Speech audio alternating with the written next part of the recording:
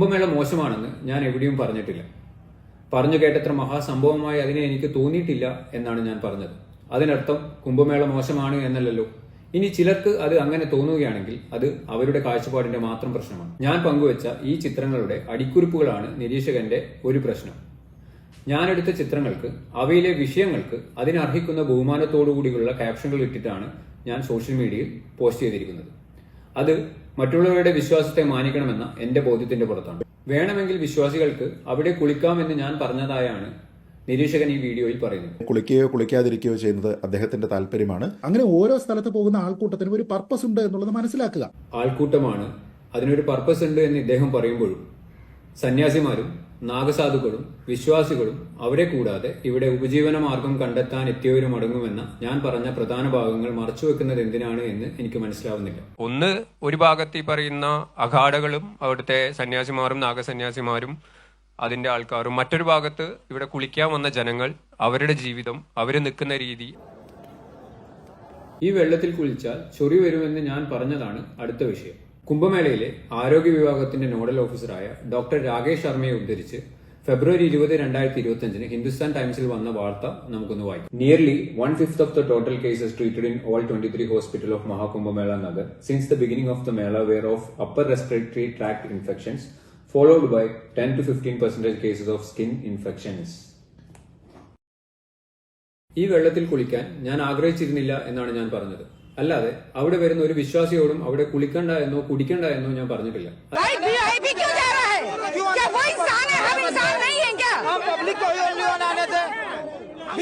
നിരീക്ഷകൻ ഈ വലിയവന്റെ ഭാഗമായി അവിടെ പോയതുകൊണ്ടാണ് മറ്റുള്ളതൊന്നും കണ്ടില്ലെന്ന് നടിക്കുന്നത്. ഞാനും എൻ്റെ സുഹൃത്തും അവിടെ താമസിച്ചത് മോഹൻജി വില്ലേജിലാണ്. മോഹൻജിയുമായിട്ട് എനിക്ക് നേരിട്ട് പരിചയമുള്ളത് കൊണ്ട് തന്നെ അദ്ദേഹം എന്നെ അവിടേക്ക് ക്ഷണിക്കുകയായിരുന്നു. ഈ നിരീക്ഷകൻ പറയുന്നത് കുറച്ചുകൂടി വ്യക്തിപരമായ കാര്യങ്ങളാണ്. കേന്ദ്ര ഗവൺമെന്റിലെ എന്റെ ജോലി പോയത് കൊണ്ടുള്ള ചൊറി കൊണ്ടാണ് ഞാൻ ഈ അഭിപ്രായങ്ങൾ പറയുന്നതെന്നാണ് ഇയാൾ പറയുന്നത്. 8 വർഷം മുന്നേ നടന്ന സംഭവം ഈ കാര്യത്തിലേക്ക് വലിച്ചിട്ടത് എന്തിനാണ് എന്നുള്ളത് എനിക്ക് മനസ്സിലായിട്ടില്ല. കേന്ദ്ര സർക്കാർ ഉദ്യോഗസ്ഥനായിരിക്കുന്ന സമയമാണ് എന്റെ ഫുട്ബോൾ കരിയറിലെ പീക്ക് സമയം. ദേശീയ ടീമിലും കേരള ബ്ലാസ്റ്റേഴ്സിലും കളിച്ചുകൊണ്ടിരുന്ന കാലം. കേരള ബ്ലാസ്റ്റേഴ്സിന്റെ 2016 സീസൺ മലയാളികൾ മറന്നു കാണില്ല. ഈ സമയത്താണ് എന്റെ ജോലി പോകുന്നത്. ആ സമയത്ത് ശമ്പളം വാങ്ങിയിരുന്നില്ല എന്നുള്ളത് ഞാൻ പ്രത്യേകം പറയട്ടെ. എന്റെ ജോലി പോയതിൽ എനിക്ക് റിഗ്രറ്റ് ഇല്ല.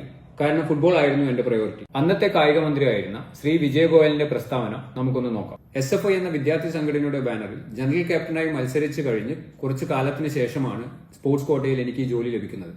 എന്റെ രാഷ്ട്രീയമാണ് വിഷയമെങ്കിൽ ഇതെനിക്ക് ഒരിക്കലും ലഭിക്കില്ലായിരുന്നു. ഈ കാര്യത്തിന് 8 വർഷം മുൻപത്തെ എന്റെ രാഷ്ട്രീയം ചികഞ്ഞു പോയ നിരീക്ഷകന് സ്വന്തം രാഷ്ട്രീയം തുറന്നു പറയാനുള്ള നട്ടല്ലില്ല തന്നെ. നമസ്കാരം. കുംഭമേളയാണല്ലോ ചർച്ചാ വിഷയം.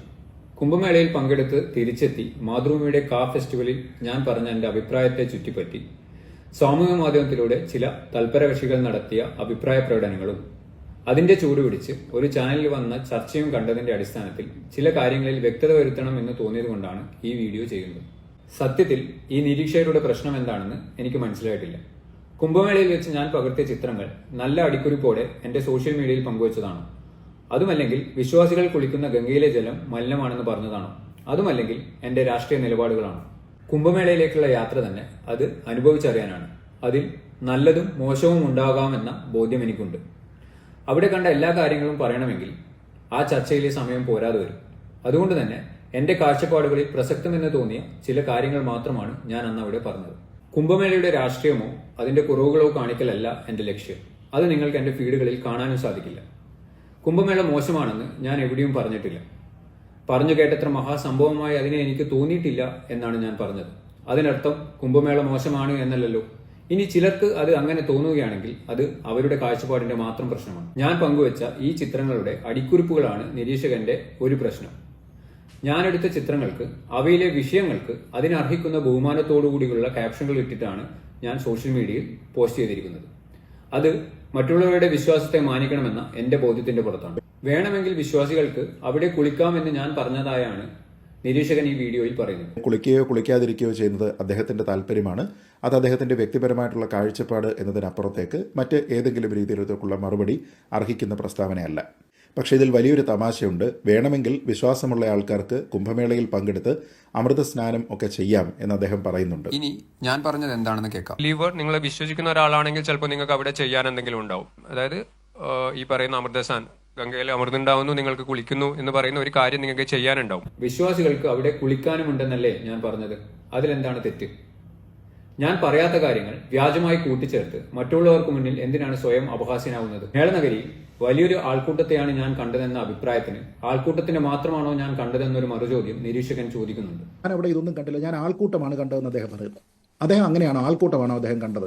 അദ്ദേഹത്തിന്റെ ഫേസ്ബുക്ക് പോസ്റ്റ്, അദ്ദേഹത്തിന്റെ ഇൻസ്റ്റാഗ്രാം പോസ്റ്റുകൾ എടുത്ത് നോക്കിക്കഴിഞ്ഞാൽ ആൾക്കൂട്ടത്തിനെ അല്ല അദ്ദേഹം കണ്ടിരിക്കുന്നത്. അദ്ദേഹം കണ്ടിരിക്കുന്ന ഓരോന്നിലും ഭക്തിയാണ്. ഡിവിനിറ്റി എന്നുള്ള വാക്കോ ഹാഷ്ടാഗോ ഉപയോഗിച്ചുകൊണ്ടാണ് അദ്ദേഹം ഇതെല്ലാം എഴുതിയിരിക്കുന്നത്. അപ്പോൾ അദ്ദേഹം കാണുന്നതെല്ലാം തന്നെ അവിടെ ഈ ഒരൊറ്റ എലമെന്റ് മാത്രമാണ്.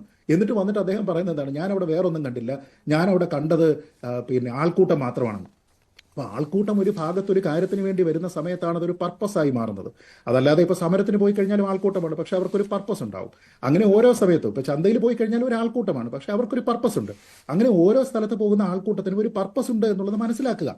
ആൾക്കൂട്ടമാണ്, അതിനൊരു പർപ്പസ് ഉണ്ട് എന്ന് ഇദ്ദേഹം പറയുമ്പോഴും സന്യാസിമാരും നാഗസാധുക്കളും വിശ്വാസികളും അവരെ കൂടാതെ ഇവിടെ ഉപജീവന മാർഗം കണ്ടെത്താൻ എത്തിയവരും അടങ്ങുമെന്ന ഞാൻ പറഞ്ഞ പ്രധാന ഭാഗങ്ങൾ മറച്ചുവെക്കുന്നത് എന്തിനാണ് എന്ന് എനിക്ക് മനസ്സിലാവുന്നില്ല. ഒന്ന്, ഒരു ഭാഗത്ത് ഈ പറയുന്ന അഖാഡകളും അവിടുത്തെ സന്യാസിമാരും നാഗസന്യാസിമാരും അതിന്റെ ആൾക്കാരും, മറ്റൊരു ഭാഗത്ത് ഇവിടെ കുളിക്കാൻ വന്ന ജനങ്ങൾ, അവരുടെ ജീവിതം, അവർ നിൽക്കുന്ന രീതി, അവർ താമസിക്കുന്നത്, അവരും കൂടി കഴിഞ്ഞു കഴിഞ്ഞാൽ പിന്നെ ഒരു ഗ്രൂപ്പ് ഓഫ് ആൾക്കാരും കൂടിയുണ്ട്. കാരണം ഇവിടെ 10-40 കോടി ആൾക്കാർ ഇവിടെ വരും എന്ന് അറിഞ്ഞിട്ട് അവിടെ ജീവിക്കാൻ വേണ്ടി വരുന്ന ആൾക്കാരുണ്ട്. നമ്മളിപ്പോൾ തെയ്യപ്പറമ്പിലൊക്കെ കാണുന്ന പോലെ പൊരിവിറ്റ് നടക്കുന്ന ആൾക്കാർ, എന്താ പറയാ, അമ്പലപ്പറമ്പിൽ സർക്കസ് കളിക്കുന്ന ആൾക്കാർ, ചെറിയ ചെറിയ ചായക്കടകൾ നടത്തുന്ന ആൾക്കാർ, അങ്ങനെ പലവിധം ആൾക്കാർ ഈ കുംഭമേളയിലുണ്ട്. അതായത് നമ്മൾ ഒരു ആൾക്കൂട്ടം വരുമ്പോൾ പലതരത്തിലുള്ള ആൾക്കാർ ഉണ്ടാകുന്നത് പോലെ തന്നെ ഉള്ളതാണ് ഈ കുംഭമേളയിലും. ഇനിയുള്ളത് ഗംഗയിലെ വെള്ളത്തെക്കുറിച്ചാണ്.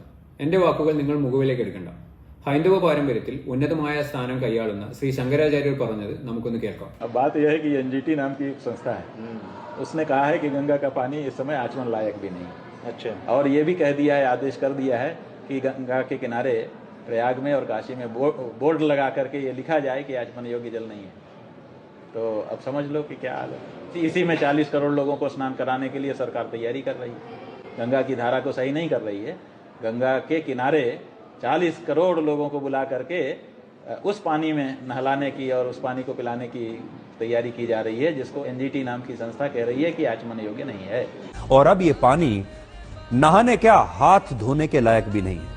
इससे अगर आपने यहां स्नान किया तो आपको तेज बुखार, उल्टी, पेट में दर्द, स्किन इन्फेक्शन और फंगल इन्फेक्शन भी हो सकता है। ഇനി നമുക്ക് നിരീക്ഷകന്റെ നിരീക്ഷണം കാണാം. കുംഭമേള നടക്കുന്നത് പ്രയാഗ്രാജിലാണ്. അവിടെ സ്വാഭാവികമായിട്ടും ആൾക്കാർ കൂടുതലായിട്ട് എത്തുന്നുണ്ട്, അവിടെ വെള്ളം ഉപയോഗിക്കുന്നുണ്ട്. അതുകൊണ്ട് തന്നെ ആ വെള്ളം മലിനപ്പെടാനുള്ള സാധ്യതകളുമുണ്ട്. അതിൻ്റെ ഒരു പ്രധാന കാരണം ആൾക്കാരുടെ സുരക്ഷിതത്വത്തിനെ കൂടി പരിഗണിച്ചുകൊണ്ട് ആ വെള്ളത്തിൽ ആരും ഒലിച്ചു പോകാൻ പാടില്ല എന്നുള്ള സർക്കാരിൻ്റെ ഒരു നിശ്ചയദാർഢ്യത്തിൻ്റെ ഭാഗമായി അവിടെ കുറേയധികം വാട്ടർ ബാരിക്കേഡുകൾ തീർത്തിട്ടുണ്ട്.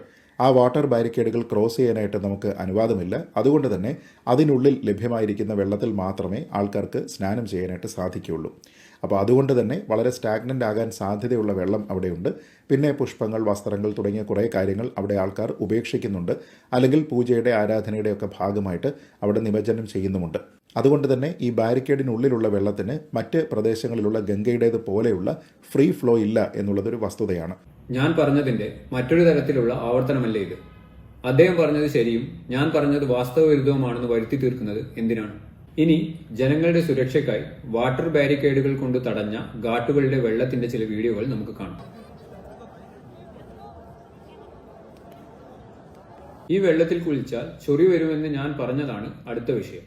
കുംഭമേളയിലെ ആരോഗ്യ വിഭാഗത്തിന്റെ നോഡൽ ഓഫീസറായ ഡോക്ടർ രാകേഷ് ശർമ്മയെ ഉദ്ധരിച്ച് ഫെബ്രുവരി 20, 2025 ഹിന്ദുസ്ഥാൻ ടൈംസിൽ വന്ന വാർത്ത നമുക്കൊന്ന് വായിക്കാം. Nearly 1/5 of the total cases treated in all 23 hospital of Mahakumbh Mela Nagar since the beginning of the Mela were of upper respiratory tract infections, followed by 10 to 15% cases of skin infections. ഈ വെള്ളത്തിൽ കുളിക്കാൻ ഞാൻ ആഗ്രഹിച്ചിരുന്നില്ല എന്നാണ് ഞാൻ പറഞ്ഞത്. അല്ലാതെ അവിടെ വരുന്ന ഒരു വിശ്വാസിയോടും അവിടെ കുളിക്കണ്ട എന്നോ കുടിക്കണ്ട എന്നോ ഞാൻ പറഞ്ഞിട്ടില്ല. അത് ഓരോ ആളുടെ വ്യക്തി സ്വാതന്ത്ര്യത്തിന്റെ പ്രശ്നമാണ്. അതിൽ ഞാൻ ഇടപെടാറ്. അവിടെ വലിയവനില്ല, ചെറിയവനില്ല. നിരീക്ഷകൻ പറഞ്ഞ മറ്റൊരു കാര്യം അവിടെ വലിയവനില്ല, ചെറിയവനില്ല എന്നാണ്. അങ്ങനെയല്ല സാർ, അവിടെ വലിയവനുമുണ്ട്, ചെറിയവനുമുണ്ട്. അത് എല്ലായിടത്തുമുണ്ട്. വൃന്ദാവൻ മലൂക് പീഠത്തിലെ ആചാര്യൻ ശ്രീ രാജേന്ദ്രദാസ് ജി മഹാരാജ് പറയുന്നത് നമുക്കൊന്ന് കേൾക്കാം. जिनकी सुरक्षा अति संवेदनशील है, नेता, अभिनेता, बड़े श्रीमंत, बड़े पदाधिकारी ऐसे लोगों को हेलीकॉप्टर से कुंभ दर्शन करा दे और अरेल में बाहर के बाहर ही त्रिवेणी संगम स्नान करा के विदा करा दे। पर उन वीवीआईपी लोगों के नाम से ये पुल बंद कर दिया, वो रोड बंद कर दिया, अब वो निकल रहे हैं, अब अमुक निकल रहे हैं, अब तमुक निकल रहे हैं, ये बहुत अच्छी चीज नहीं है। यहाँ तो आम जनता का ही विशेष आदर होना चाहिए, साधु संतों का आदर होना चाहिए। അതുമല്ലെങ്കിൽ ശ്രീ ശങ്കരാചാര്യരും അവിടെ വന്ന സാധാരണക്കാരായ ജനങ്ങളും പറയുന്നത് കേൾക്കാം. वीआईपी नहीं है ना वो लोग, वो जो जिनकी आप बात कर रहे हैं ना 20 किलोमीटर पैदल चल रहे हैं, वीआईपी क्यों नहीं हुई है? वीआईपी हो जाए तो सब सुविधा मिल जाएगी। वीआईपी हो जाए उनका हेलीकॉप्टर उतर जाएगा, वीआईपी हो जाए उनकी गाड़ी आ जाएगी। अब वीआईपी नहीं है तो उसके लिए कोई क्या करेगा? भगवान के दर्शन करने के लिए जा रहे हैं, सामने साक्षात गंगा मां है और गंगा मां के सामने भी लोग ये दिखाने की कोशिश करते हैं कि कौन बड़ा है, कौन छोटा है, कौन अमीर है, कौन गरीब है, कौन वीआईपी है, कौन बड़ा नेता है। और हमारे देश में जो आम आदमी है उसके नसीब में लगता है यही लिखा है। आगे जाइए भाई, वीआईपी क्यों जा रहा है? क्या वो इंसान है? हम इंसान नहीं है क्या? हम पब्लिक को നിരീക്ഷകൻ ഈ വലിയവന്റെ ഭാഗമായി അവിടെ പോയതുകൊണ്ടാണ് മറ്റുള്ളതൊന്നും കണ്ടില്ലെന്ന് നടിക്കുന്നത്. ഞാനും എൻ്റെ സുഹൃത്തും അവിടെ താമസിച്ചത് മോഹൻജി വില്ലേജിലാണ്. മോഹൻജിയുമായിട്ട് എനിക്ക് നേരിട്ട് പരിചയമുള്ളത് കൊണ്ട് തന്നെ അദ്ദേഹം എന്നെ അവിടേക്ക് ക്ഷണിക്കുകയായിരുന്നു. അദ്ദേഹത്തിൻ്റെ ഒരു ടെൻറ്റിലാണ് ഞാനും എൻ്റെ സുഹൃത്തും കഴിഞ്ഞത്. വളരെ ലക്ഷൂറിയസ് ആയിട്ടുള്ള ഒരു ടെൻറ്റായിരുന്നു അത്. സാധാരണ നമ്മുടെ വീടുകളും ഫ്ലാറ്റുകളും ഒക്കെ കമ്പയർ ചെയ്ത് നോക്കിക്കഴിഞ്ഞാൽ സാധാരണഗതിയിലുള്ള അളവിനേക്കാൾ കുറച്ചുകൂടി വലിപ്പമുള്ള ഒരു മുറി തന്നെയായിരുന്നു അത്. അതിൽ എല്ലാവിധ സൗകര്യങ്ങളും ഉണ്ടായിരുന്നു. അതിലൊരു വലിയ സൈസ് ബെഡ് ഉണ്ടായിരുന്നു. ആ റൂമിനോട് അറ്റാച്ച്ഡ് ആയിട്ട് ഒരു ഡ്രസ്സിംഗ് ഏരിയയും വിശാലമായിട്ടുള്ള ഒരു ബാത്റൂമും ഉണ്ടായിരുന്നു. ആ ബാത്റൂമിൽ തന്നെ ഒരു ഹോട്ടൽ റൂമിനോട് ചേർന്നിട്ടുള്ള ബാത്റൂമിലുള്ള സൗകര്യങ്ങളെല്ലാം തന്നെ ഉണ്ടായിരുന്നു. ആവശ്യമുള്ള ടവലുകൾ, ഒരു വാഷ് ബേസിൻ, ടോയ്ലറ്ററീസ്, പിന്നെ ചൂടുവെള്ളവും തണുപ്പ് വെള്ളവും ഒക്കെ കിട്ടുന്ന വാട്ടർ ടാപ്പുകൾ, ഒരു വെസ്റ്റേൺ ക്ലോസറ്റ്, ടിഷ്യൂ റോളുകൾ തുടങ്ങിയ എല്ലാ കാര്യങ്ങളും അവിടെ ഉണ്ടായിരുന്നു. മാറ്റ്, മിറർ, പിന്നെ ക്ലോത്ത് ഹാങ് ചെയ്യുന്നതിന് വേണ്ടുന്ന പെഗുകൾ, ഇതെല്ലാം തന്നെ ഇവിടെ ഉണ്ടായിരുന്നു. അതുകൂടാതെ ടേബിൾ, ചെയർ, സ്നാക്സ് തുടങ്ങിയ നിരവധി കാര്യങ്ങൾ ആ റൂമിൽ തന്നെ തയ്യാറായിരുന്നു. ഒപ്പം അതിന് പുറത്ത് ചെറിയൊരു സിറ്റ് ഔട്ടും കസേരകളും ഒക്കെ ഉണ്ടായിരുന്നു. അങ്ങനെ ഒരു ലക്ഷറിയസ് ആയിട്ടുള്ള ഒരു ടെന്റാണ് അദ്ദേഹം ഞങ്ങൾക്ക് നൽകിയത്. കുംഭമേള നഗരിയിൽ ഇതേപോലുള്ള ടെന്റുകൾക്ക് 15,000 അതിന്റെ മേലെയോ ആണ് റേറ്റ്. അതിൽ താഴെയുള്ള താമസ സൗകര്യം ലഭ്യമാണ്. പക്ഷെ പലപ്പോഴും സാധാരണക്കാരായ ജനങ്ങൾക്ക് ഇത് അഫോർഡബിൾ അല്ല. അങ്ങനെയുള്ളവർക്ക് അഗാഡകളിൽ സൗജന്യമായി താമസിക്കാം. പക്ഷെ അവിടെ എത്തുന്ന എല്ലാവരെയും ഉൾക്കൊള്ളാൻ ഇതുപോലും പര്യാപ്തമല്ല. അതുകൊണ്ടാണ് ബഹുഭൂരിപക്ഷം ജനങ്ങളും നദിക്കരയിലോ മരത്തണലിലോ താമസിച്ചിരുന്നത്. ഞാൻ ശ്രദ്ധിച്ചത് ഇവരെയായിരുന്നു. മണ്ണിലേക്ക് ഇറങ്ങി നടന്നിരുന്നുവെങ്കിൽ നിരീക്ഷകനും ഇവരെ കാണാൻ സാധിക്കുമോ? ഇദ്ദേഹം പറഞ്ഞ മറ്റൊരു കാര്യം അവിടെയുള്ള മുഴുവൻ സാനിറ്ററി തൊഴിലാളികളും സന്നദ്ധ സേവകരാണ് എന്നുള്ളതാണ്. സാനിറ്റേഷൻ ജോലി അവിടെ ചെയ്യുന്നത് വോളണ്ടിയർമാരാണ്. അതല്ലാതെ ഈ പറയുന്നത് പോലെ ഏതോ താഴ്ന്ന ജാതിയിലുള്ള ആൾക്കാരെ കൊണ്ടുവന്നിട്ട് അവരെ കൊണ്ട് തോട്ടിപ്പടി എടുപ്പിക്കുന്നു എന്നൊരു സംവിധാനമില്ല. ഉത്തർപ്രദേശ് സർക്കാർ വേതനം നൽകുന്ന 15,000-ഓളം വരുന്ന തൊഴിലാളികൾ എങ്ങനെയാണ് സാർ സന്നദ്ധ പ്രവർത്തകരാവുന്നത്? കുംഭമേളയുടെ അവസാന നാളുകളിലാണ് ഇവർക്കായിട്ടുള്ള ബോണസ് UP സർക്കാർ പ്രഖ്യാപിച്ചത്. ഇനി നിരീക്ഷകൻ പറയുന്നത് കുറച്ചുകൂടി വ്യക്തിപരമായ കാര്യങ്ങളാണ്. കേന്ദ്ര ഗവൺമെന്റിലെ എന്റെ ജോലി പോയത് കൊണ്ടുള്ള ചൊറി കൊണ്ടാണ് ഞാൻ ഈ അഭിപ്രായങ്ങൾ പറയുന്നതെന്നാണ് ഇയാൾ പറയുന്നത്. 8 വർഷം മുന്നേ നടന്ന സംഭവം ഈ കാര്യത്തിലേക്ക് വലിച്ചിട്ടത് എന്തിനാണ് എന്നുള്ളത് എനിക്ക് മനസ്സിലായിട്ടില്ല. കേന്ദ്ര സർക്കാർ ഉദ്യോഗസ്ഥനായിരിക്കുന്ന സമയമാണ് എന്റെ ഫുട്ബോൾ കരിയറിലെ പീക്ക് സമയം. ദേശീയ ടീമിലും കേരള ബ്ലാസ്റ്റേഴ്സിലും കളിച്ചുകൊണ്ടിരുന്ന കാലം. കേരള ബ്ലാസ്റ്റേഴ്സിന്റെ 2016 സീസൺ മലയാളികൾ മറന്നു കാണില്ല. ഈ സമയത്താണ് എന്റെ ജോലി പോകുന്നത്. ആ സമയത്ത് ശമ്പളം വാങ്ങിയിരുന്നില്ല എന്നുള്ളത് ഞാൻ പ്രത്യേകം പറയട്ടെ. എന്റെ ജോലി പോയതിൽ എനിക്ക് റിഗ്രറ്റ് ഇല്ല. കാരണം ഫുട്ബോൾ ആയിരുന്നു എന്റെ പ്രയോറിറ്റി. അന്നത്തെ കായിക മന്ത്രിയായിരുന്ന ശ്രീ വിജയ് ഗോയലിന്റെ പ്രസ്താവന നമുക്കൊന്ന് നോക്കാം. A player has to play continuously and hence he is unable to meet the mandatory guideline. I will speak to Kerala Chief Minister and CAG office in New Delhi to seek their intervention to accommodate this player and change the rules. ഇത് അന്ന് അദ്ദേഹം എന്നെ നേരിട്ട് വിളിച്ച് പറഞ്ഞിട്ടുള്ളതുമാണ്. ഇനി ജോലി പോകുന്നതിന് മുന്നേ അതെങ്ങനെയാണ് കിട്ടിയതെന്ന് അറിയണ്ടേ? കണ്ണൂർ SM കോളേജിൽ SFI എന്ന വിദ്യാർത്ഥി സംഘടനയുടെ ബാനറിൽ ജനറൽ ക്യാപ്റ്റനായി മത്സരിച്ച് കഴിഞ്ഞ് കുറച്ചു കാലത്തിന് ശേഷമാണ് സ്പോർട്സ് കോട്ടയിൽ എനിക്ക് ഈ ജോലി ലഭിക്കുന്നത്. എന്റെ രാഷ്ട്രീയമാണ് വിഷയമെങ്കിൽ ഇതെനിക്ക് ഒരിക്കലും ലഭിക്കില്ലായിരുന്നു. ഈ കാര്യത്തിന് 8 വർഷം മുൻപത്തെ എന്റെ രാഷ്ട്രീയം ചികഞ്ഞുപോയ നിരീക്ഷകന് സ്വന്തം രാഷ്ട്രീയം തുറന്നു പറയാനുള്ള നട്ടലില്ല തന്നെ. നിരീക്ഷകൻ മുങ്ങി നടന്നതിനെ പറ്റി പറഞ്ഞപ്പോഴാണ് മറ്റൊരു കാര്യം ഓർമ്മ വന്നത്. കുംഭമേളയിൽ വിശ്വാസികൾ പോകുന്നത് ത്രിവേണി സംഗമത്തിൽ മുങ്ങിക്കുളിക്കാനാണല്ലോ. ഞാൻ താമസിച്ചത് നേരത്തെ പറഞ്ഞതുപോലെ സെക്ടർ 24-ലാണ്. ഈ 24-നടുത്ത് സ്നാൻ ഘാട്ടുകളുണ്ട്. ആ സ്നാൻ ഘാട്ടുകളിൽ യാതൊരു വിധത്തിലുള്ള തിരക്കും ഞാൻ കണ്ടില്ല ഈ 2 ദിവസവും.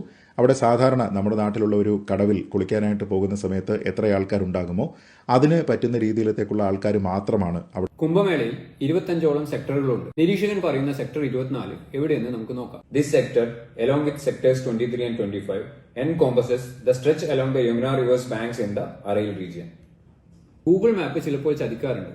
കുറച്ചുകൂടി ആധികാരികതയ്ക്ക് വേണ്ടി നമുക്ക് ഡീറ്റെയിൽഡ് ആയിട്ടുള്ള മാപ്പ് കാണാം.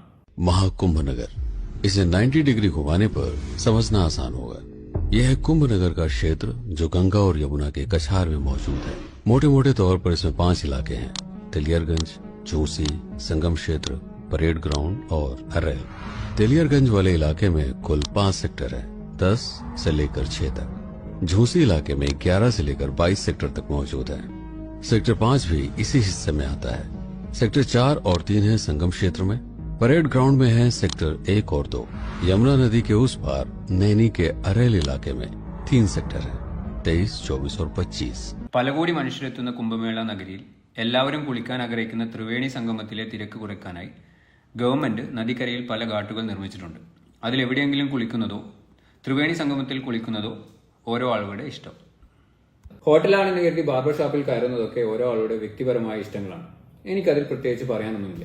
പക്ഷെ GK കൃഷ്ണന് ഇതിലും അഭിപ്രായമുണ്ട്. ത്രിവേണിയിലേക്കുള്ള യാത്രയിൽ നിരവധി ഘാട്ടുകളുണ്ട്. കുംഭമേള നടക്കുന്ന എല്ലാ ഘാട്ടുകളും വൃത്തിയുള്ളതും രാവിലെയും വൈകിട്ടും മെഷീൻ ഉപയോഗിച്ച് ക്ലീൻ ചെയ്യുന്നതുമാണ്. ഏട്ടന് ഏതോ ഹിന്ദിക്കാരൻ ഗൈഡ് സാധ്യത. ഏതെങ്കിലും പോത്തിനെ കുളിപ്പിക്കുന്ന കുളം കാണിച്ച് ത്രിവേണിയാണെന്ന് പറഞ്ഞു കാണും. അവിടെ ഉണ്ടായിരുന്ന 2 ദിവസവും നിരീക്ഷകൻ മുങ്ങി നിവർന്ന ഘാട്ടുകളിൽ ആളും ആരവവും ഉണ്ടായിരുന്നില്ല. കോടാനുകൂടി മനുഷ്യർ പങ്കെടുത്ത മേളയിലെ ഘാട്ടുകളിൽ ആൾക്കാരെ കണ്ടില്ലെങ്കിൽ അത് ത്രിവേണി സംഗമമല്ല, മറിച്ച് മറ്റെവിടെയോ ആണെന്ന് നിരീക്ഷിക്കാൻ പോലും ഇത്രയും നിരീക്ഷണ പാഠവും ഉണ്ടെന്ന് അവകാശപ്പെടുന്ന നിരീക്ഷകന് കഴിഞ്ഞില്ലല്ലോ. കഷ്ടം തന്നെ. കുംഭമേളയെക്കുറിച്ച് ചോദിക്കുമ്പോൾ കേരളത്തെക്കുറിച്ച് എന്തുകൊണ്ട് പറഞ്ഞില്ല എന്നുള്ളതാണ് നിരീക്ഷകന്റെ വേറൊരു പ്രശ്നം. അരി എത്ര എന്ന് ചോദിക്കുമ്പോൾ പയറഞ്ഞാഴി എന്ന് പറയാൻ പറ്റില്ലല്ലോ. മാത്രമല്ല അദ്ദേഹത്തിന്റെ പോസ്റ്റുകളിൽ തിങ്ങി നിൽക്കുന്നത് കേരളത്തോടുള്ള വിദ്വേഷമാണ്. കൂട്ടിന് പീര പോലെ ചേർത്തിട്ടുള്ള 100% ലിറ്ററസി എന്നുള്ളത് അതിനുള്ള ഉദാഹരണമാണ്. ഇനി ഈ 100% നിരീക്ഷകനെ കൂടി ചേർത്തതാണോ അദ്ദേഹത്തിന്റെ പ്രശ്നം? വ്യക്തിപരമായ ആക്രമണം ആയതുകൊണ്ടാണ് ഇതെല്ലാം പറയുന്നത്. മാതൃഭൂമി പ്രസിദ്ധീകരിച്ച വീഡിയോയിൽ എരിവും പുളിയും എന്റെ രാഷ്ട്രീയവും ചേർത്ത് നിരീക്ഷകന്റെ ഈ പോസ്റ്റ് വന്നതിന് ശേഷമാണ് ഈ ആക്രമണം ഉണ്ടായിട്ടുള്ളത്. അത് എന്റെ പോസ്റ്റിന് താഴെ വരുന്ന കമന്റുകൾ വായിച്ചാൽ തന്നെ മനസ്സിലാവും. അതിലധികവും ഇദ്ദേഹത്തിന്റെ പോസ്റ്റും അല്ലെങ്കിൽ അദ്ദേഹം മുന്നോട്ട് വെച്ച എന്റെ ജോലിയെ സംബന്ധിച്ചുള്ള വാർത്തകൾ. ഇവരുടെ ലക്ഷ്യം ഹിന്ദുവിനെ നവീകരിക്കുകയോ നന്നാക്കുകയോ അല്ലെന്നുള്ളത് ഗംഗയെ പോലെ തന്നെ ഹിന്ദുമത വിശ്വാസികൾ പവിത്രമായി കരുതുന്ന പമ്പയെ പറ്റിയും ദൈവക്കോലമായി കരുതുന്ന തെയ്യത്തെ പറ്റിയുമുള്ള ഇവരുടെ കമന്റുകളിൽ നിന്ന് വ്യക്തമാണ്. അവരുടെ അജണ്ട മറ്റു പലതുമാണ്. നമ്മുടെ ജീവിതങ്ങൾ അവർക്കൊരു കോണ്ടന്റ് മാത്രമാണ്. സോഷ്യൽ മീഡിയയിൽ നിന്ന് കിട്ടുന്ന വരുമാനമോ വിസിബിലിറ്റിയോ അല്ലെങ്കിൽ മറ്റെന്തെങ്കിലും ആവാം അവരുടെ ലക്ഷ്യം. അവരുടെ ആദ്യത്തെ ഇര ഞാനൊന്നുമല്ല, അവസാനത്തേതുമല്ല. അവർ ഇനിയും വരാം, പല രൂപത്തിലും പല ഭാവത്തിലും. ഇന്ന് ഞാനാണ്, നാളെ നിങ്ങളാവും. ഈ കാലത്ത് ഏതൊരു പ്രശ്നത്തിനിടയിലും ആദ്യം ചെയ്യുന്നത് അവരുടെ മതവും രാഷ്ട്രീയവുമാണ്. മതവും രാഷ്ട്രീയവും ഇന്നും ഇന്നലെയും ഉണ്ടായതല്ല. അത് ഓരോ ആളുടെ വ്യക്തിപരമായ തീരുമാനങ്ങളാണ്. ഇതിനിടയിൽ ചില പുഴുക്കുത്തുകൾ സ്വന്തം സ്വാർത്ഥ താല്പര്യങ്ങൾക്ക് വേണ്ടി വിഷം ചേർക്കാൻ തുടങ്ങിയത് മുതലാണ് ഇവ സമൂഹത്തിന് ഇത്രയും അപകടകരമായി മാറിയത്. എന്റെയും എന്നെ ചീത്ത വിളിക്കുന്നവരുടെയും എന്നെ ചീത്ത വിളിപ്പിച്ച് അതിൽ ആനന്ദം കണ്ടെത്തുന്നവരുടെയും നമ്മളൊന്നും ഇതിലില്ലേ എന്ന് പറഞ്ഞ് മിണ്ടാതിരിക്കുന്നവരുടെയും മക്കളടങ്ങുന്ന ഒരു തലമുറ ഇവിടെ വളർന്നു വരുന്നുണ്ട്. ഇതേപോലുള്ളവരെ ഇനിയെങ്കിലും തുറന്നു കാട്ടിയില്ലെങ്കിൽ എല്ലാ ഭാരതീയരും സഹോദരീ സഹോദരന്മാരാണെന്ന് പറഞ്ഞു പഠിച്ച നമ്മളുടെ മക്കൾ ഞാൻ ഹിന്ദു, നീ മുസ്ലിം, അവൻ ക്രിസ്ത്യാനി എന്ന് പറഞ്ഞ് കടിച്ചു കീറാൻ ഇറങ്ങുന്ന കാലം വിദൂരമല്ല. ഇതിനനുകൂലമായോ ഇതിനെതിരായോ നിങ്ങൾ ആരും സംസാരിക്കണമെന്ന് ഞാൻ പറയുന്നില്ല. ജർമ്മൻ പാസ്റ്ററായ മാർട്ടിൻ നിമോളറുടെ 2ാം ലോക മഹായുദ്ധ കാലത്തുള്ള ഒരു പ്രശസ്തമായ കവിത ഇങ്ങനെയാണ്: ആദ്യം അവർ കമ്മ്യൂണിസ്റ്റുകളെ തേടിയെത്തി, ഞാൻ മിണ്ടിയില്ല, കാരണം ഞാൻ കമ്മ്യൂണിസ്റ്റ് അല്ല. പിന്നെ അവർ സോഷ്യലിസ്റ്റുകളെ തേടിയെത്തി, ഞാൻ മിണ്ടിയില്ല, കാരണം ഞാൻ സോഷ്യലിസ്റ്റ് അല്ല.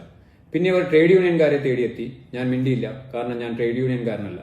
പിന്നെ അവർ ജൂതന്മാരെ തേടിയെത്തി, ഞാൻ മിണ്ടിയില്ല, കാരണം ഞാൻ ജൂതനല്ല. അവസാനം അവർ എന്നെയും തേടിയെത്തി.